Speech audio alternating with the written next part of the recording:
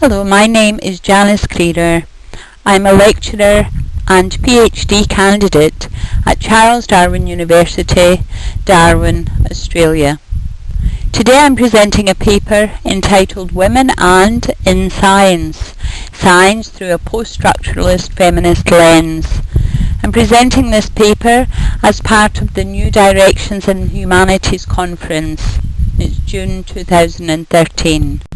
This presentation, conversations on science and gender have persisted internationally for several decades. This paper aims to discuss this conversation, but suggests that it could continue from a different perspective. We could look at gender differently, and we could consider the issues through a feminist post-structuralist lens. This is what we're going to discuss. Women in Science has been the topic of conversation nationally and internationally over the last few decades, from the latter part of the 20th century right through to early 21st century. The trends we see in science that are reported on from research and studies indicates that people generally are becoming less engaged with science education, and women in particular are becoming less engaged in science education related to physics, maths and chemistry, the so-called enabling sciences. In a recent study in Australia, Dobson reported that the growth rate for undergraduate science enrolments in Australia is lower than overall undergraduate enrolments, quite significantly so. In particular, there's a decline of female students enrolling and engaging with enabling sciences, chemistry, physics and maths, and these form the scientific building blocks for professions such as engineering. Of those students who were studying physics at undergraduate level in the years from 2002 to 2009, less than one-third were women. And women are generally reported to pursue science, engineering and maths degrees at lower rates than men. There's been a lot of conversation, as I said, and essentially both historical and contemporary studies into the situation emphasise the importance of gender differentials and science education when we're trying to understand the impact on science professions. Research to date, though, has tended to focus on investigating the extent and implication of the issues, identifying gender difference in attitudes and perceptions, and generally looking at initiatives to engage girls and women in science, as well as the impact of systematic change on girls' attitude to science and related programmes. More recent studies tend to argue against and even warn against programs that look at implementing strategies that will draw girls and women into science. What these studies warn is that adjusting science education to match perceived notions of gender in science actually runs the risk of promoting stereotyping rather than overcoming stereotyping. One study, which explored identity work undertaken by girls who do choose to follow science education and career paths, found that girls who aspire to science are more likely to be from either Caucasian or South Asian middle-class backgrounds. That result indicated that girls from other population groups are required to engage in significant identity work to navigate the dominant discourses and associations of cleverness and masculinity that tend to go with science, particularly those enabling sciences. From that work, the researchers suggest that rather than promoting science through role modelling or taking a systemic change approach, such as changing classroom gender balances, as has been tried, The science community could identify and reflect on dominant gender discourses in science and science education. This position is certainly supported by other research, as it's proposed that the most effective way perhaps to overcome gender inequity is to recognise the implicit notions about gender that operate in science and bring them forward to make them much more explicit. The studies that make these suggestions apply post-structuralist feminist lenses to the research, and generally a feminist analysis of gender issues in education. So in science we tend to have a bit of a hierarchy happening. We tend to see that physics is at the top of the science ladder, particularly specialisations such as rocket science, astrophysics, and also particle physics. Chemical sciences are close to the top, but biological sciences generally are less prestigious, although molecular biology and biochemistry tend to be related sometimes to the chemical sciences.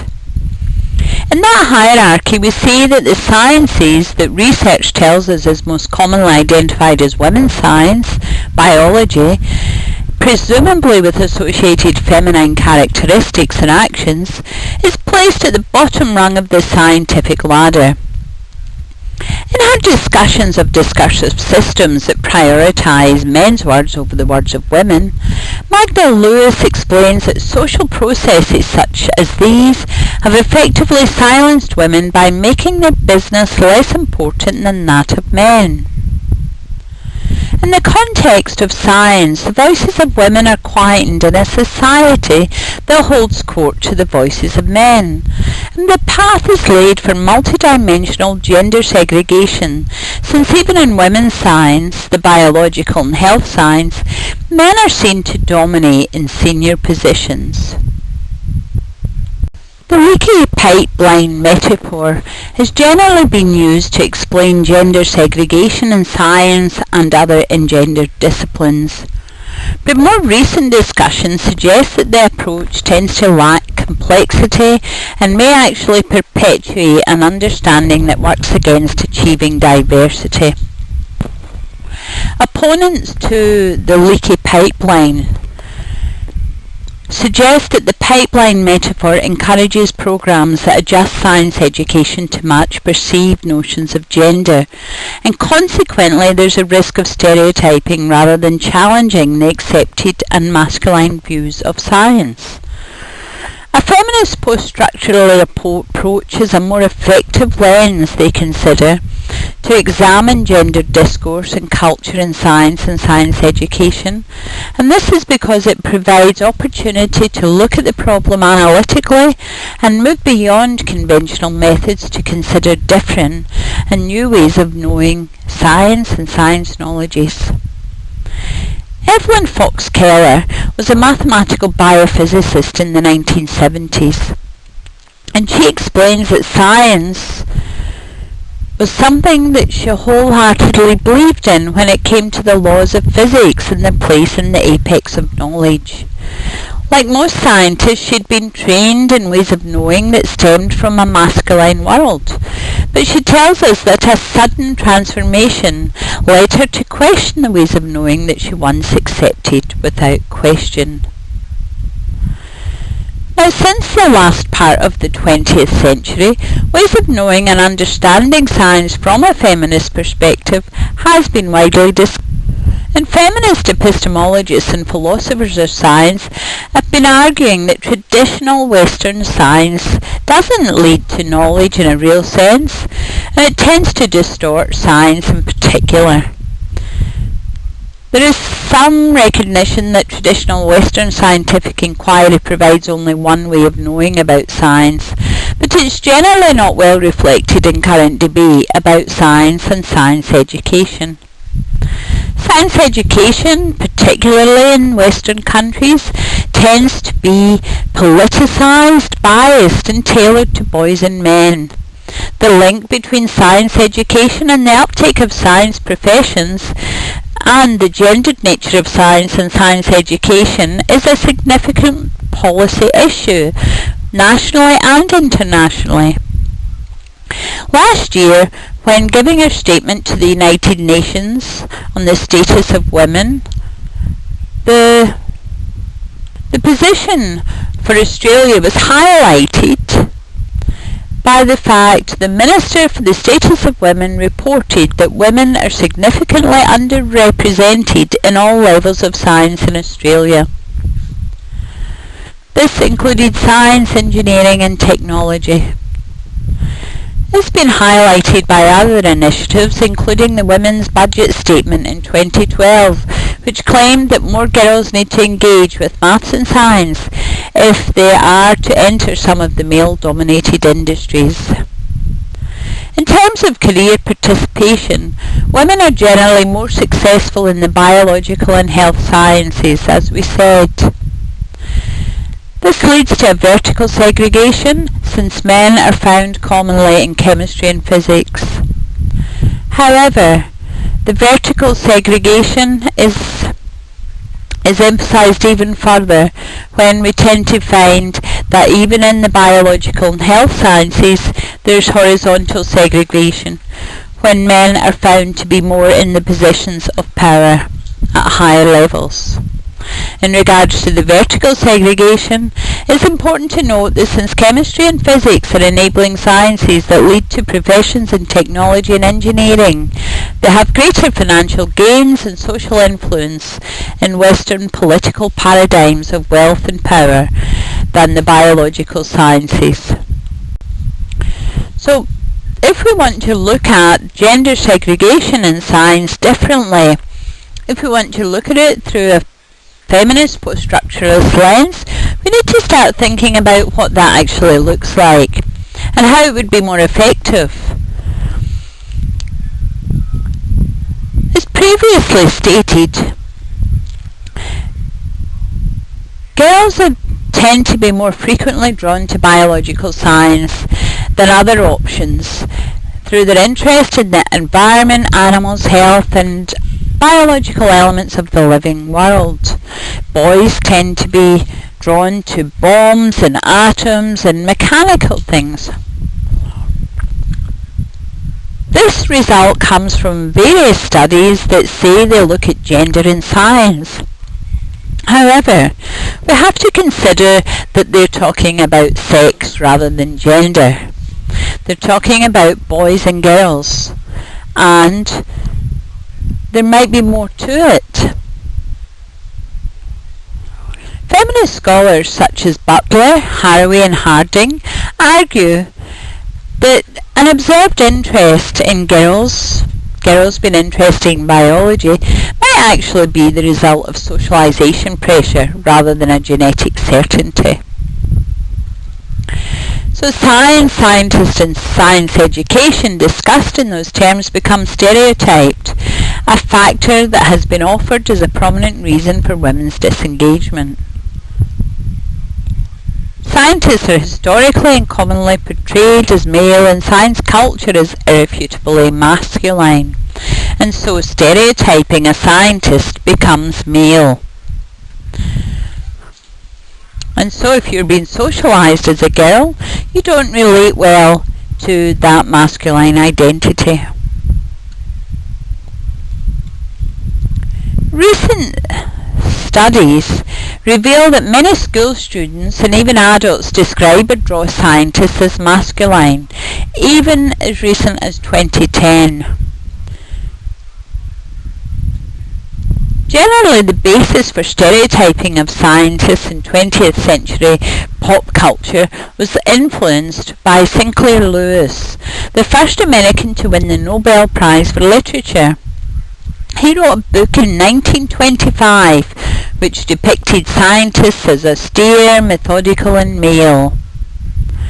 But gender stereotyping of scientists continues in popular culture. And throughout the 20th century, women scientists were depicted as atypical women and atypical scientists. They didn't quite fit in either camp. The first impression of recent studies on scientists in popular culture is that while there continues to be depiction of more male scientists than female, even in the 21st century, All scientists are portrayed in a similar way. But in closer inspection, it's observed that overt and subtle forms of discrimination occur in the interaction between women scientists and the male colleague. For example, women in positions of authority tend to be more challenged by male colleagues when we look at those TV shows or movies with scientists. They tend to be more questioned about their ability and their expertise, or ridiculed for unconventional approaches to science, or sexually harassed when perceived as a threat by male scientists. So gender stereotyping continues, perhaps in a more subtle way, but it still matters, because research shows that girls and young women are less likely to engage in science careers when they perceive it as a male profession. So gender stereotyping is thought to be a legacy of a binary gender divide, a cultural construction of gender as man as male and women as female. And they have associated gender and sex-related behaviours. This is suggested by scholars such as Gross and Butler. Gross comments on the habit of dualism and observes that it generally can be used as a means of mainstreaming hierarchical relations, men, women, masculine, feminine, rational, emotional, and generally the first term is considered dominant, is the norm. And that's the world in which women work and negotiate their lives, whether they're scientists or people. The world in which girls grow to be women's like this, and that's where they learn what they can achieve and what roles they can aspire to as they work towards their identity as an adult in the 21st century. In this type of system, choices tend to be reduced. You're a woman or a man, you're gay or straight, you're feminine or masculine. And if you notice, I deliberately swap the terms there. Normally we say man, woman, straight, gay, masculine, feminine. Gender in our society tends to be unquestionably determined by sex, and any steps outside of conventional roles are awkward and difficult at best.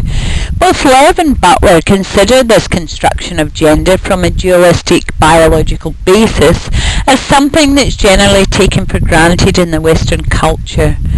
But they postulate that the construction of gender is actually much more complex. This does become important because girls who are attracted to a science education and career with the dominant associations of cleverness and masculinity have to undertake significant identity work, and the options for girls from working class or non-Caucasian backgrounds are greatly reduced.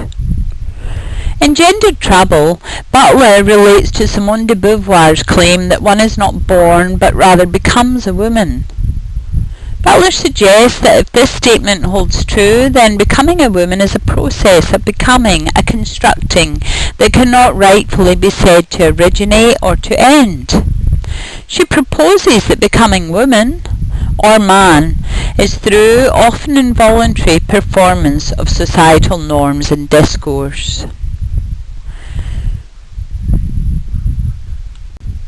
What I'm suggesting in this paper is that by applying a feminist lens to the problem, we're allowed to examine the issues from a different perspective and recognise that becoming gendered is more complex than being born a certain sex. Becoming a scientist requires negotiating the gender notion and performances that have been allocated in a socialised world. Looking at science and science education in this light provides opportunity to take a fresh look at the problem, to move beyond structural solutions and to find different and new ways of knowing science and science knowledges. By doing this, it might provide new ways of considering science education outside of the pragmatic and limiting interpretation that currently exists as a precursor to a science career.